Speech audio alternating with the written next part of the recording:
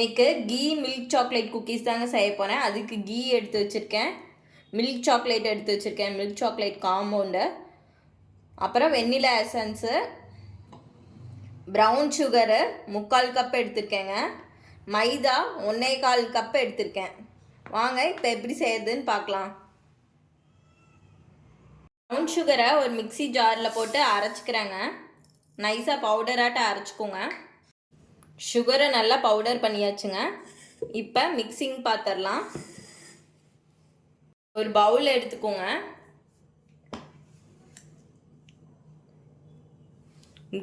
Key 100 ml ஊற்றுறேன் நான்.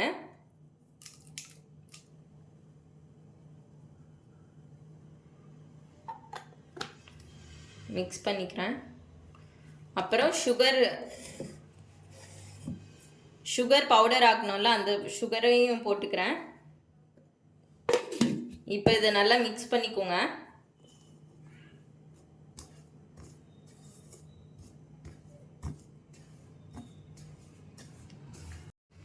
இப்போ மைதா 1 கப் ஆட் பண்ணிக்கிறேன். மறுபடியும் ஒரு 1/2 கப் ஆட் பண்ணிக்கிறேன்.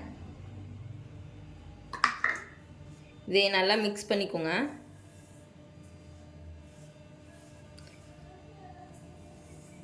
இப்போ ட்ரையாக இருக்கிறதுனால நான் கொஞ்சம் கொஞ்சமாக பால் ஊற்றி மிக்ஸ் பண்ணிக்கிறேங்க. காய்ச்சின பால் எடுத்து மிக்ஸ் பண்ணிக்கோங்க.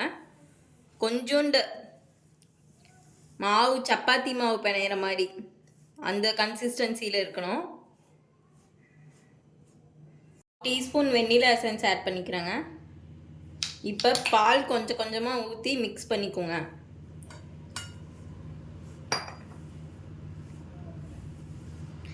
சர்க்கரை போட்டிருக்கனால உங்களுக்கு இலகும் மெல்ட் ஆகும். கொஞ்சம் கொஞ்சமாக ஊற்றி நல்லா சப்பாத்தி மாவு கன்சிஸ்டன்சியில் பண்ணிக்கோங்க.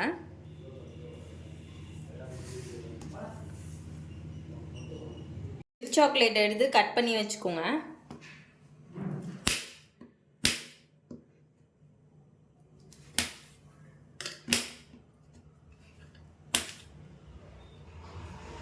பண்ண சாக்லேட்டை இதில் ஆட் பண்ணிக்கோங்க.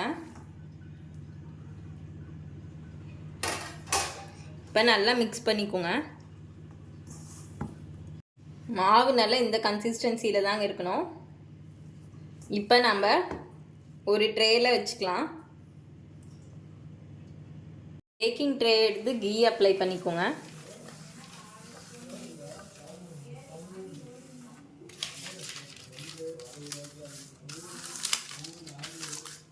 இந்த மாதிரி ரவுண்டாக கட் பண்ணி வச்சுட்டேன் பேக்கிங் ஷீட்டை.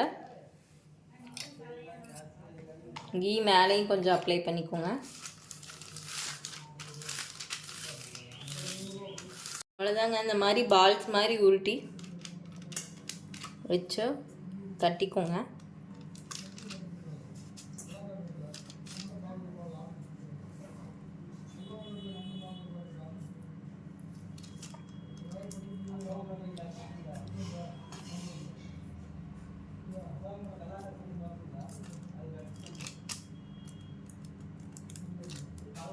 அவ்வளோதாங்க. இது ஓவனில் வச்சு எடுத்துக்கலாம்.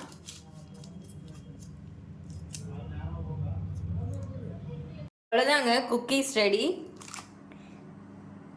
இந்த வீடியோ உங்களுக்கு பிடிச்சிருந்ததுன்னா லைக் பண்ணுங்கள், ஷேர் பண்ணுங்கள், சப்ஸ்கிரைப் பண்ணுங்கள். தேங்க்யூ.